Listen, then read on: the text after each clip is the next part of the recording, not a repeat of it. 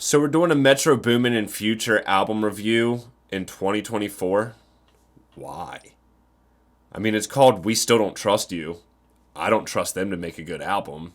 So there's that. So let's just get right into it. If you're looking for a good time here and you think that this is like Trap King GOAT vibes from Future, it's not going to be. Metro Boomin, I will give him, legendary producer. Never really liked Future all that much. He's got a couple bops that I really liked, but you know, we're talking about like a decade later that they're still releasing it, and this is the same shit that we've heard from Future over and over and over again. I mean, he is up there in the trap goat talk. I get that. I'm not the biggest fan of trap music. I think there's a lot of other rappers that do it better than him, like Gucci and Jeezy and stuff like that, but Future was never my guy. He has a lot more melodic tracks, and you know, it's a lot of him just mumbling with auto-tune and just saying the same shit over and over again.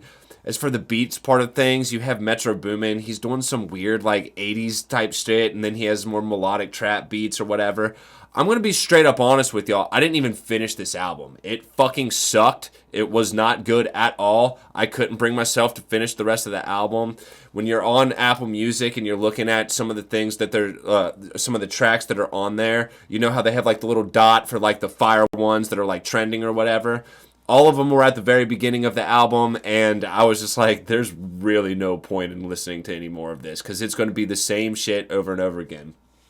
All he's talking about is sipping lean and fucking girls, and he's just saying, I'm pretty sure in the first 8 songs he said bad bitch at least 150 times. I don't think we really have to get into much more of it. Like I said, I didn't even really listen to it. It's the same old Future thing. We're doing it a decade later. Bro, you're like 40. You can't be rapping about trapping and fucking bitches anymore. Elevate your music. I understand that it's trap and you like it kind of stays in the trap.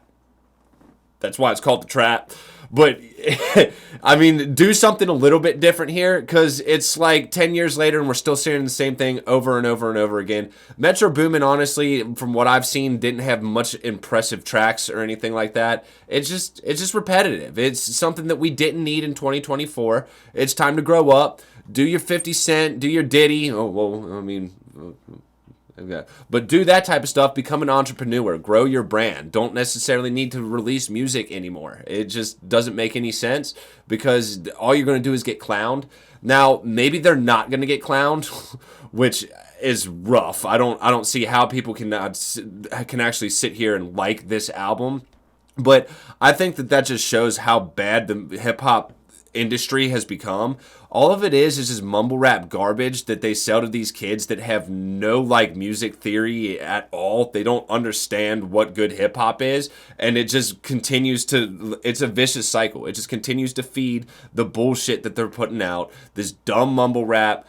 And it sucks. It's hard to watch. There's other rappers out there. I know that there are rappers out there who like are still doing good stuff, that have lyrical rap, that have good cadences, you know, all-encompassing music. But Future and Metro Boomin are not one of them, have never been one of them, and it kind of shows in this album. So I'm just going to go ahead and wrap it up here. This doesn't need to be a really long one. You guys get the fucking picture. To be honest, I'm going to give this out of 10 a 2.2. And that's only because I respect Metro Boomin as a producer.